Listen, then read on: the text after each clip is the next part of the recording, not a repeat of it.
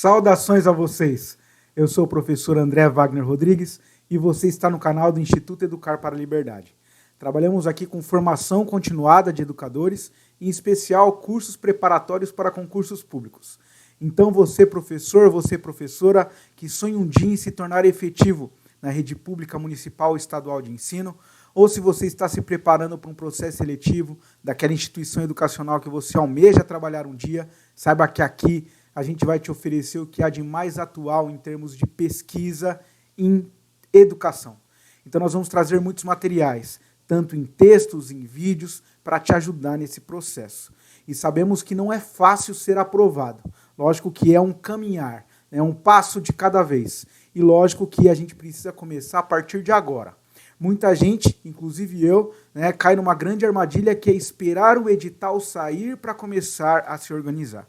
E aí depois a gente percebe que em 2 e 3 meses vai ser impossível a gente ter noção e conhecimento de tudo que é cobrado no edital, em termos de teorias pedagógicas e práticas e metodologias de ensino, e também a legislação, que é interminável e que sempre está mudando. A gente olhar para o município de São Paulo e um município, por exemplo, como Osasco, são legislações locais diferentes. Então, não é simples se preparar para um concurso. E é por isso que estou aqui, para te trazer aí o que você precisa em termos de conhecimento para estar preparado lá no dia da prova, tá certo? Mas já digo para vocês, o momento de começar a estudar é agora. Bom, gente, estamos numa série de aulas. Hoje é nosso 7º encontro. Estamos trabalhando com as grandes teorias, os grandes paradigmas educacionais que deram origem a algumas escolas de pensamento na pedagogia. Estudamos começando lá pela escola tradicional, depois passamos pela escola nova de John Dewey, depois falamos de teorias críticas em educação, aqueles autores que criticam o currículo, criticam o modelo formal de educação no sistema capitalista. Depois estudamos também algumas noções mais pedagógicas do cotidiano escolar, falamos da avaliação da aprendizagem, da indisciplina em sala de aula, e agora entramos nos autores. E ontem a gente falou para você dos 7 saberes de Edgar Morin. E olha, certamente é um autor que, se não estiver lá nas referências, com certeza já influenciou muitos dos outros que estão lá na lista de livros que nós precisamos conhecer. Então, gente, é importante você saber essas diferenças entre inter e transdisciplinaridade e tudo que Edgar Morin traz nos seus 7 saberes necessários de educação do futuro, que é justamente um pensamento mais atual sobre a educação. E hoje, lógico, não pode faltar. A gente vai até dividir essa aula em 2. Nós vamos falar sobre o pensamento freiriano. Então, a gente vai falar de Paulo Freire, de teorias progressistas em educação, aquelas que trazem ali propostas efetivas, para a gente começar a colocar em prática hoje, se a gente aprende direitinho algumas exigências. E lógico que, por mais que o pensamento freiriano seja contestado, seja muito criticado, saiba, gente, que todos os autores que estão lá nas referências bibliográficas que a gente precisa estudar para passar no concurso, nossa, olha, eu posso falar com garantia que assim, pelo menos 80% daqueles autores que estão ali foram influenciados diretamente pelo pensamento de Paulo Freire. Então, olha, é um tipo de saber que você não pode deixar de lado. Mas, olha, antes de começar a aula, já peço para você aí pegar os seus materiais de estudo mesmo. A gente vai entrar nos textos, e aí é importante você ter um caderno, uma caneta. Eu vou pedir para você uma coisa importante. No dia 17 de julho, hoje é dia 14, dia 17, sexta-feira que vem, gente. Hoje é terça, na sexta, às 21 horas, a gente vai fazer uma aula especial, que ela vai ser online. Então, assim, a gente vai fazer uma aula ao vivo, onde eu vou trazer para vocês o currículo da cidade, que é a nova proposta teórica e metodológica da Rede Municipal de Ensino de São Paulo. Então, se você almeja um dia ser professor da rede municipal, da famosa Secretaria Municipal de Educação da cidade de São Paulo, saiba que é o que você precisa estudar agora. O currículo da cidade, ele já está sendo colocado em prática, você tem que conhecer um pouco dessas teorias. Qual é o tipo de professor que a rede municipal quer? É importante você já assimilar todas essas noções para que você tenha chances reais de passar nesse concurso. Então, não perca essa aula, dia 17/7, às 21 horas. Agora, gente, sem mais delongas, vamos trabalhar com Paulo Freire. E nós vamos trabalhar hoje com esse livro aqui, olha. Pedagogia da Autonomia. Eu tive o primeiro contato com esse livro quando estava terminando o meu curso do magistério, lá em 1997. E Paulo Freire ele tinha falecido há pouco tempo, né? Ele faleceu em 96, e nós temos aí uma síntese do pensamento freiriano. Gente, esse livro aqui, Pedagogia da Autonomia, ele é curtinho, mas ele é um manancial de sabedoria. São dicas que não são fáceis, tá?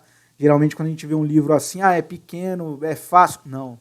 Né? Isso aqui é uma síntese do pensamento freiriano, ele escreveu no final da vida e traz aí 27 exigências. Você quer ser um professor progressista? Você quer ser levar para a sua sala de aula um tipo de educação que possa transformar de fato a sua relação e principalmente, né, o nível de conhecimento dos seus estudantes? Aqui tem algumas exigências que é importante a gente já pensar e colocar em prática agora. Então, Pedagogia da Autonomia é a referência da aula de hoje. Eu já vou até minimizar minha tela, que o que é mais importante é passar alguns slides para vocês, algumas referências desse livro tão importante, que influenciou tantos educadores e que certamente vai estar lá influenciando também todos os autores que irão compor todas aquelas referências, né, da bibliografia desse concurso da SME. Então vamos lá, gente. Hoje o tema é Teorias Progressistas em Educação. A gente vai falar do livro de Paulo Freire, Pedagogia da Autonomia. Então vamos lá, gente.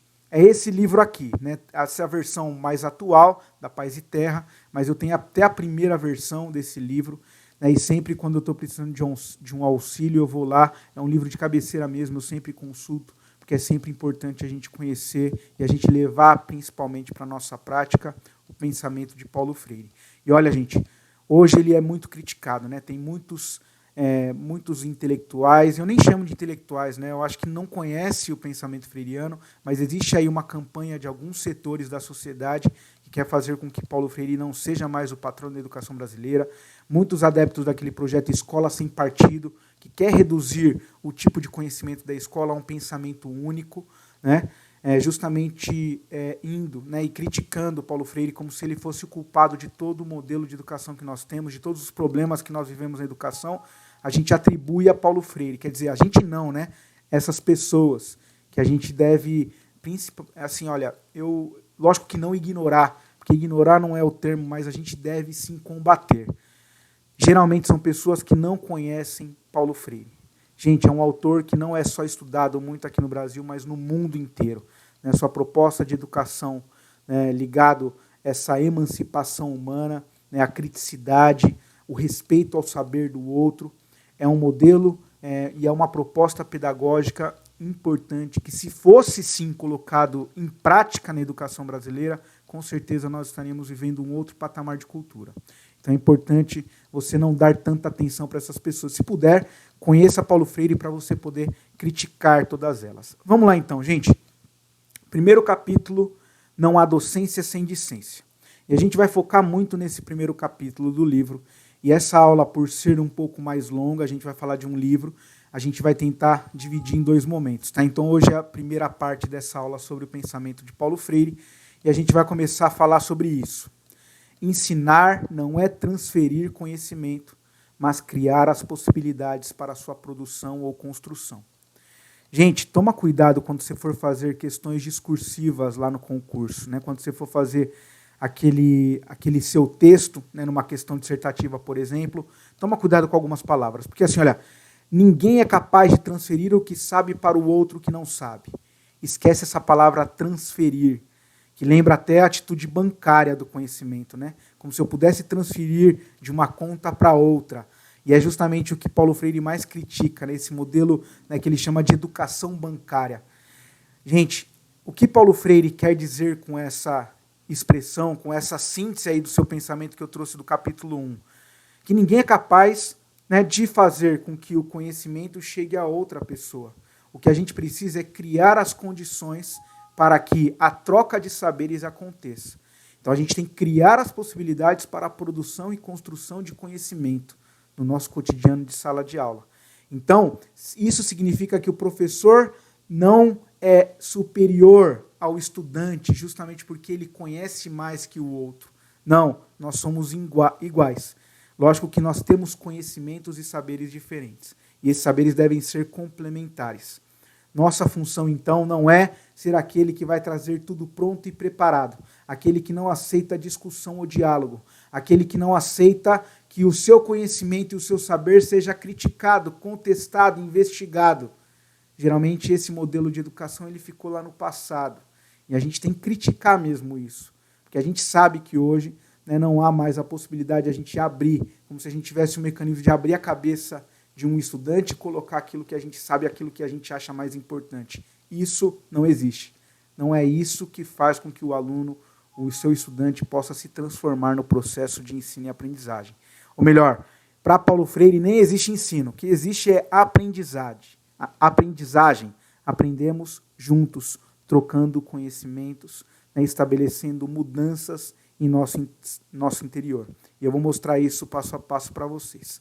Então, olha, parece até um trava-língua esse próximo item que eu vou trazer para você. Eu quero que vocês leiam comigo. Mas é algo muito interessante. Quem forma, se forma e reforma ao formar. E quem é formado, forma-se e também forma ao ser formado. Não sei se você entendeu isso, mas é perfeito. É o que Paulo Freire chama de docência. Tudo junto, docência. Paulo Freire ele é um criador de neologismos, de palavras e expressões que são importantes, criadas por ele mesmo, que faz a gente ter uma noção maior sobre alguns processos e atos pedagógicos.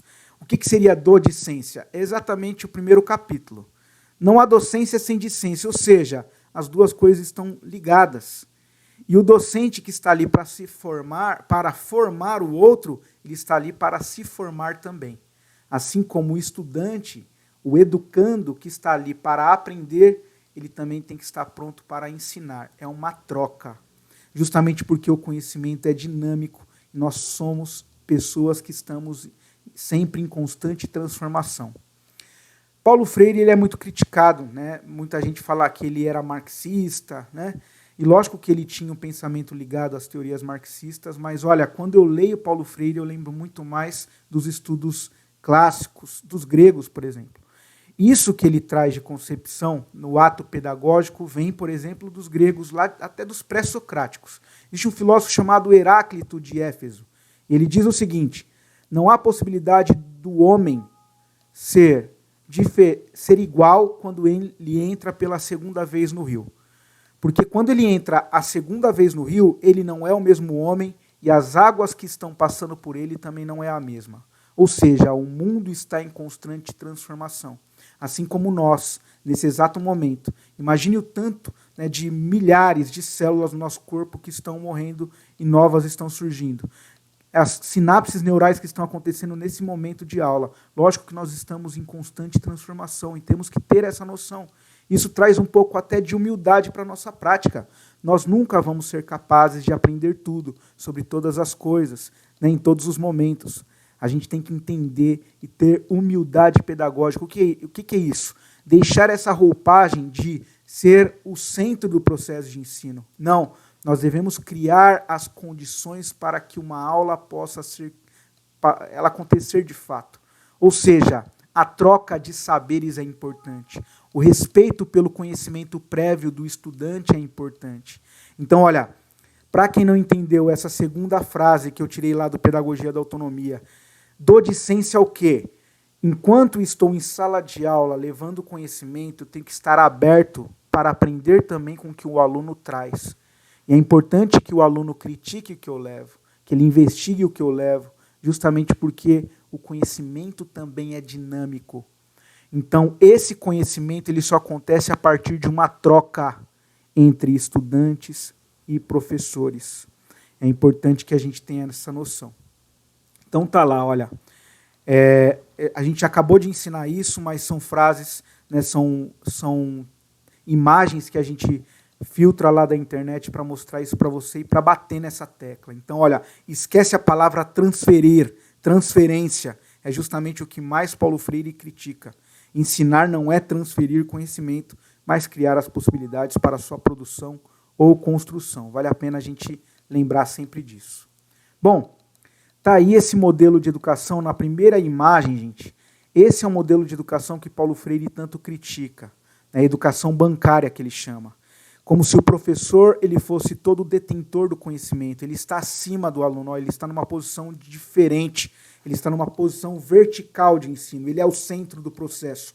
O aluno ele é visto como um bloco homogêneo, a sua sala é como um bloco homogêneo. Então ele não vê o seu estudante na sua individualidade, na sua subjetividade, ele acredita que todos podem assimilar da mesma forma. E ele está ali pronto no primeiro quadrinho, a depositar, a transferir o que sabe, acreditando que aqueles que não sabem vão assimilar tudo aquilo. É como se fosse o mais importante para o estudante aprender. Veja que o terceiro aqui já está quase explodindo a sua cabeça. Né? Lógico que ninguém é capaz de transferir o que sabe para o outro que não sabe. É importante a gente criticar esse modelo que Paulo Freire chama de educação bancária. Como o professor pudesse transferir o que sabe, como se fosse transferir o seu saldo da sua conta corrente para outra conta corrente. Isso não é possível no processo de ensino e aprendizagem.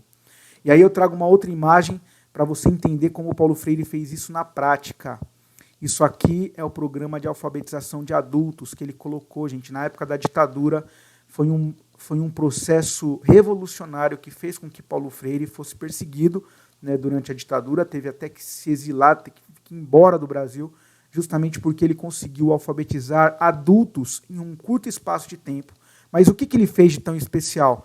Ele trouxe expressões do cotidiano das pessoas. Porque para Paulo Freire, a leitura de mundo antecede a leitura da palavra. Eu vou explicar. O que é leitura do mundo? Imagine esse senhor, que é um pedreiro, por exemplo, trabalha com construção. As palavras mais comuns no seu cotidiano é tijolo, é areia, é cimento. Por que eu vou ensinar alfabetização para esse adulto, pegando palavras, por exemplo, que não fazem parte do seu cotidiano? Então, para Paulo Freire, o que faz mais sentido é entender que esse senhor ele tem um profundo conhecimento prévio da sua vida, da sua existência, dos seus valores, da sua história. E isso não pode ser desconsiderado do processo de ensino. Então eu vou ajudar ele a aprender a leitura das palavras a partir inicialmente da leitura de mundo. É o que ele fazia, chamado de círculos de cultura, e esse era o primeiro passo, as palavras geradoras. São palavras do vocabulário dessas pessoas que fazem mais sentido e que devem ser utilizados no processo de alfabetização. Então veja, Paulo Freire ele é um grande crítico daquele primeiro modelo que nós tínhamos de alfabetização. Não sei se vocês lembram que teve muita força no Brasil na década de 60 e década de 70. E até final da década de 70, início da década de 80, eu passei por isso, aquela cartilha chamada Caminho Suave. E aí você abria Caminho Suave e você via lá, Eva viu a uva. Mas como que eu vou ensinar Eva viu a uva para um menino do Nordeste que não é comum no seu cotidiano ele ver uva? Entende? Então, para Paulo Freire, só faz sentido a gente ensinar as palavras desde que a gente reconheça o valor da visão de mundo, tudo aquilo que ele construiu, aquele ser humano que precisa desse tipo de conhecimento. Ou seja, a leitura de mundo dessas pessoas antecedem a leitura das palavras. Então tá aí. Agora vamos entrar, propriamente dito, no livro, falando para vocês das exigências. Então, sempre vai ser assim, gente. Em Pedagogia da Autonomia, sempre Paulo Freire vai trazer exigências. Você quer ser um educador progressista? Você quer transformar os seus educandos? Então, siga essas exigências aqui. São 27. Lógico que a gente não vai trabalhar todas aqui, a gente vai trabalhar 9. São as essenciais, que estão expressas principalmente no primeiro capítulo. E para você ver, é tanta coisa que a gente vai até dividir essa aula em duas, para a gente não se perder aqui em cada tópico que a gente tem que trabalhar e principalmente fazer sentido. Então, uma a gente vai publicar hoje e amanhã a gente vai publicar a segunda parte. Então, vamos lá, gente. Ensinar exige rigorosidade metódica. O que seria rigorosidade metódica? Implica a necessidade de educadores e educandos, criadores, instigadores, inquietos, rigorosamente curiosos, humildes e persistentes. Vamos começar a entender o que ele quer dizer com rigorosidade metódica. Lá no primeiro capítulo, como a gente fala dessa troca que ele chama de docência, não há docência sem discência, ou seja, O importante não é transferir, mas criar as condições e possibilidades para que o conhecimento aconteça, nós, profissionais da educação, temos que fazer com que o estudante ele seja inquieto. A gente tem que gerar perguntas, dúvidas, questionamentos sobre a própria realidade, sobre as noções do nosso tempo. O conhecimento ele tem que ser pertinente. Para te dar um exemplo, não fugindo disso, mas para ficar bem fácil você entender o que é rigorosidade metódica, na aula de ontem eu trouxe uma tirinha, eu vou voltar nela para vocês começarem a entender isso aqui junto comigo. Melhor, olha só, a Mafalda. É isso que eu quero mostrar, olha. Então vamos lá, ensinar exige rigorosidade metódica. Olha esse quadrinho. Então no primeiro quadro a professora lá, tentando a alfabetização. Então crianças, a Mafalda tem 9 anos, imagina ela na 4ª série, aprendendo isso aqui, né? Ó, minha mãe me mima, minha mãe me ama. Aí a Mafalda sai do seu lugar, vai até a professora. Parabéns, professora, pelo visto sua mãe é ótima. Agora, por favor, ensine para a gente coisas realmente importantes. É um pouco isso que a gente estava conversando. Qual que é o nosso papel social? Qual que é o nosso papel de transformação enquanto a gente está em sala de aula? A gente tem que largar essa técnica do saber. Lógico que é importante, né? A alfabetização é importante, todas as nossas técnicas, mas é importante que a gente esteja aberto também ao universo cultural desses estudantes. O que há mais de importante no universo cultural dos jovens? Como que a gente pode estimular a capacidade desse jovem? Como a gente pode fazê-lo pensar mais sobre a sua realidade? Isso seria rigorosidade metódica. Ou seja, a ideia que a gente tem de levar para a sala de aula o pensamento, o estímulo do pensar. Mas não pensar, porque assim, é diferente pensar de refletir, né? Pensar é conectar dados da realidade, a gente faz isso a todo momento. Mas poucos refletem, ou seja, refletir é dobrar o pensamento. É pensar com maior profundidade, tentando fazer com que o estudante ele possa ser estimulado para buscar soluções e que essas soluções possam ser úteis até para viver melhor. Então, articular a leitura do texto com a leitura de mundo, como eu falei para você. A leitura de mundo antecede a leitura da palavra. Eu só vou ensinar alfabetização, como aquele quadro da Mafalda, se aquele tipo de técnica, de noção que eu estou levando para a sala tem a relação direta com o universo cultural desses jovens que estão me assistindo.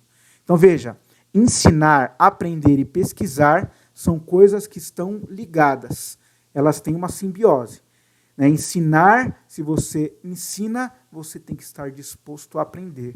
E principalmente a pesquisar, porque, como eu disse, o conhecimento é dinâmico, está sempre em transformação. Então, ensinar, aprender e pesquisar, pois o conhecimento e o ato de conhecer é sempre de transformação, ele é dinâmico. Então, está aí algumas noções para você entender o que é rigorosidade metódica. É articular a leitura do texto com a leitura do contexto, fazer com que os seus estudantes possam pensar e refletir sobre tudo o que você está trazendo para a sala de aula, principalmente fazendo significado para a sua própria cultura, para o seu próprio universo cultural. Então tá aí. Sem a curiosidade que me move, que me inquieta, que me insere na busca, não aprendo nem ensino. Então saiba que ensino e pesquisa estão juntos. São quefazeres que estão um no corpo do outro. Enquanto ensino, continuo buscando. E eu busco para comunicar ou anunciar a novidade. Então, isso deve ser levado para a sala de aula. Essa noção de conhecimento aberto, de investigação e de mudança contínua no que somos, enquanto agentes que estamos lá querendo transformar pessoas. Ensinar exige pesquisa. E aí Paulo Freire ele traz essas palavrinhas, que às vezes incomodam, mas é fácil de entender. Curiosidade epistemológica. O que seria isso? Episteme é uma palavra grega que significa conhecimento. Epistemologia é a teoria do conhecimento. Então, para Paulo Freire, se você quer ser um professor progressista, saiba que você deve ser estimulado sempre. Você deve ter naturalmente uma curiosidade epistemológica. O que seria isso? Professor, professora que está me assistindo agora, qual que é a sua principal curiosidade epistemológica na educação? O que você gosta de estudar a ponto de você se especializar? Você gosta de inclusão? Você gosta de educação de jovens e adultos? Você gosta de coordenação? Então, será que você conhece uma bibliografia de tudo isso que te encanta na educação? De tudo aquilo que te transforma enquanto ser humano, enquanto professor, enquanto profissional da educação? Então, olha, é importante que você tenha isso e que seja natural. Lógico, quando a gente tem uma paixão na educação, a gente vai querer conhecer tudo e mais um pouco. E, principalmente, a gente vai ser depois capaz de criar também as nossas próprias teorias. Então, veja, ensinar exige pesquisa. E pesquisa é uma palavra latina que vem de perquiro, busca aprofundada pelo conhecimento. Então, não é algo superficial. Você tem que se debruçar mesmo, entender, né, aquilo que te move enquanto educador. Então, essa é curiosidade epistemológica. Não há ensino sem pesquisa e pesquisa sem ensino. Já mostrei isso para vocês. Né? Somos pessoas que precisamos estar em constante transformação. Precisamos anunciar o novo. Mas como vamos anunciar o novo se a gente não está buscando isso? Né? Então, a prática da pesquisa ela é fundamental para qualquer educador. Pesquiso porque ainda não conheço, pesquiso para comunicar ou anunciar a novidade. Então, isso implica o compromisso do educador com a consciência crítica do educando. Quanto mais você estuda, quanto mais você pesquisa, você consegue fazer com que o seu aluno entenda a diferença de pensar e refletir. A diferença de um pensamento superficial de um pensamento mais aprofundado, né, sustentado aí por algumas teorias. Veja, é a grande diferença entre opinião e conhecimento. Opinião, a gente utiliza os órgãos dos sentidos. Eu opino. Nesse momento você pode opinar se você está gostando ou não da aula, se você está gostando ou não do áudio, se você está gostando ou não desse conhecimento. Isso aí faz parte da doxa, da opinião, mas só que é diferente de conhecimento. Vai estudar lá Paulo Freire, vai estudar Pedagogia da Autonomia, né, e perceba se o que eu estou trazendo tem relação direta com o pensamento freiriano ou não. Esteja disposta para criticar até tudo que eu falo. Essa abertura do conhecimento ela é importante. Então, veja, ninguém ignora tudo. Ninguém sabe tudo. Todos nós sabemos alguma coisa. E todos nós ignoramos alguma coisa. Por isso, aprendemos sempre. Então, professor, professora, não fique triste ou incomodado se o seu estudante não está vendo sentido naquilo que você leva para a sala de aula. Lógico que existem alunos que dão mais atenção, outros que não. Mas é importante que você esteja aberto para entender por que não faz muito sentido aquilo que eu levo para a sala de aula para aqueles estudantes. Porque nesse momento de pandemia, você tem acesso mais fácil a alguns estudantes e outros não. Lógico que tem alguns alunos que têm mais dificuldade de ter acesso à internet, né, a gente entende tudo isso. Mas por que alguns alunos têm maior facilidade de aprender e outros não? É importante você fazer continuamente essa pergunta para você. Por quê? É justamente essas perguntas que vão transformar a sua prática. Paulo Freire fala disso, olha, é ação, reflexão e ação. Ou seja, eu tenho que continuamente refletir sobre a minha prática. O que deu certo, o que deu errado nessa turma? Por que deu certo, por que deu errado? Com aqueles alunos que deu errado, o que eu preciso fazer para melhorar, para ajudá-los? Então eu vou refletir sobre isso e, consequentemente, eu vou trazer uma nova ação prática que eu vou levar para a sala de aula. E, lógico, se não der certo de novo, eu vou refletir. E, gente, é isso, é dinamismo. Né? Bom, 1.3. Ensinar exige respeito aos saberes dos educandos. Veja, estamos falando isso lá desde o primeiro slide. Gente, o conhecimento prévio dos seus alunos, por mais novinhos que eles sejam, que seja da educação infantil, saiba que eles trazem também já conhecimentos, alguns valores, algumas noções. É importante que a gente entenda e saiba respeitar os saberes que eles trazem para a sala de aula. Isso pode ser até um prato cheio para você produzir melhores aulas e para você se dar a oportunidade de aprender com esse estudante também. Aproveitar a experiência de estudantes da periferia, onde há descuido e falta de compromisso pelo poder público para discutir, por exemplo, a poluição de riachos e dos córregos e os baixos níveis de bem-estar das populações, os lixões e os riscos que oferecem à saúde. Por que eu selecionei esse texto? Nós que trabalhamos, né, nós somos aqui da região sul de São Paulo, né, eu conheço mais essa região sul de São Paulo, E a gente começa a entender que quando a gente vai para uma sala de aula para trabalhar com aqueles estudantes das comunidades próximos aqui onde eu vivo, onde eu resido, é importante eu ter essa consciência mais humana e também mais prática. Fazer sentido. Como fazer sentido a minha teoria? Relacionando o que sei com os próprios problemas da comunidade. Veja, o que seria conhecimento pertinente? Como que você estimula essa rigorosidade metódica que Paulo Freire fala? Como que a gente vai estimular o pensamento e a reflexão desse estudante? Gente, buscando olhar para o próprio meio social onde a gente vive. Então, se você está numa escola de periferia, por que você vai trazer uma noção técnica? Eu sofri muito com isso, né, trabalhando na EMF, Carolina Renault Ribeiro de Oliveira, na Zona Sul, extremo sul de São Paulo, região com problemas de violência, com problemas de indisciplina na escola. Por que eu vou falar de Grécia Antiga, se eu posso, sim, trazer conhecimento dos gregos antigos para analisar alguns problemas cotidianos da vida desses jovens? A cultura do funk, por exemplo, né, que é tão presente nessas comunidades, né, tentar contextualizar tudo isso. Se você tem preconceito, você se fecha. É importante que você esteja aberto para conhecer o universo cultural dos jovens e respeitar os saberes que eles trazem para a sala de aula. Deve-se discutir com os estudantes a realidade concreta e que se deve associar à disciplina cujo conteúdo se ensina. Gente, é o primeiro quadrinho que eu trouxe lá da Mafalda.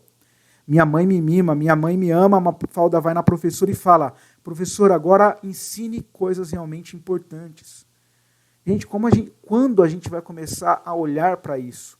Lógico que existe um conteúdo programático, existe um projeto político-pedagógico da escola, existe leis, diretrizes e bases da educação, estatuto da criança e do adolescente. Lógico que a gente conhece tudo isso, nós somos educadores.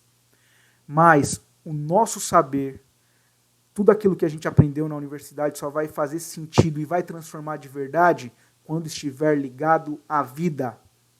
A teoria tem que estar diretamente ligado à vida.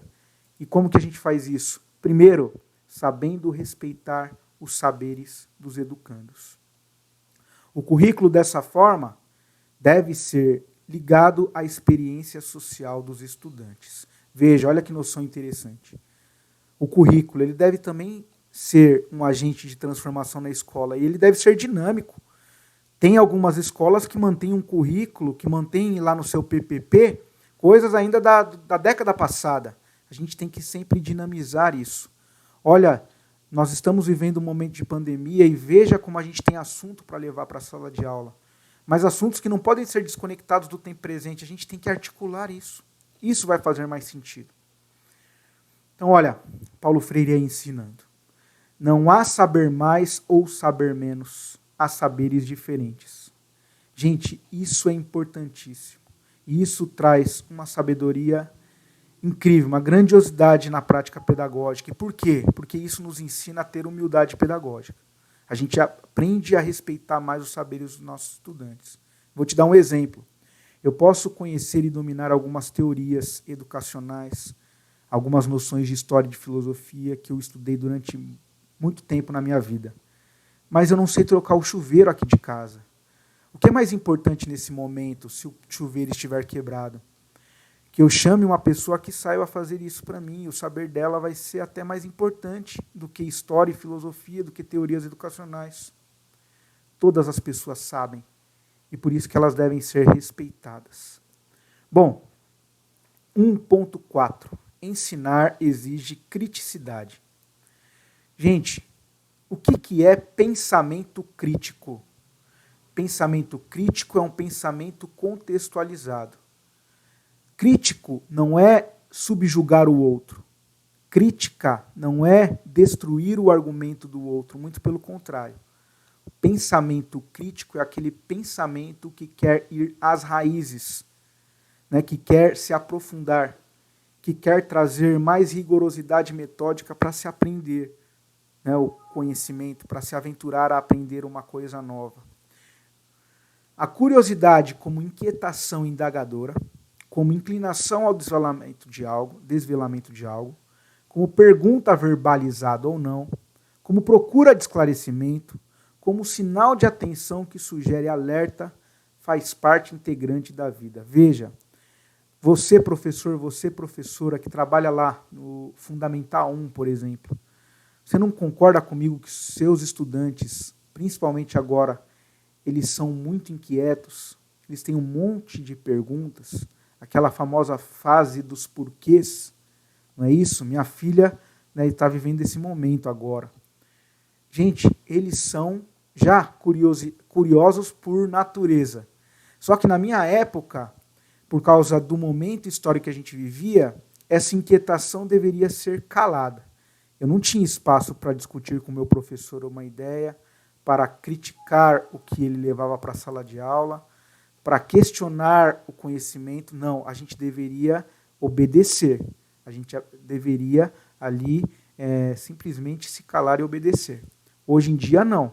Nós vivemos em um país democrático e essas novas gerações elas já nascem vivendo nesse tipo de relação social, de relação política, de relação cultural, ou seja, né, de querer saber das coisas.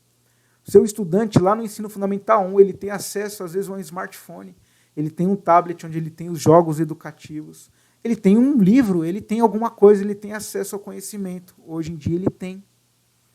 Então, como que, se ele é tão curioso, se ele é tão questionador, por que a gente não faz com que esse tipo de inquietação seja a tônica da nossa aula? A gente tem que estimular justamente para isso. A gente tem que levar exercícios, práticas pedagógicas, orientações didáticas. Tudo aquilo que a gente leva para a sala de aula tem que estimular a indagação, a pergunta, o questionamento. Então, para Paulo Freire, gente, é justamente a pedagogia da pergunta. Nós, professores, que devemos criar as possibilidades para a construção de uma aula, a gente tem que estimular continuamente a pergunta, o questionamento. Existe um livro do Paulo Freire chamado Por uma Pedagogia da Pergunta. Eu tenho aqui em algum lugar, depois eu trago para vocês. Por uma pedagogia da pergunta é isso. Devemos estimular o questionamento. Assim o aluno ele vai ter mais curiosidade de se aprofundar naquilo que ele sabe, naquilo que ele está querendo buscar. Então tá aí, olha. Quando o homem compreende a sua realidade, pode levantar hipóteses sobre o desafio dessa realidade e procurar soluções.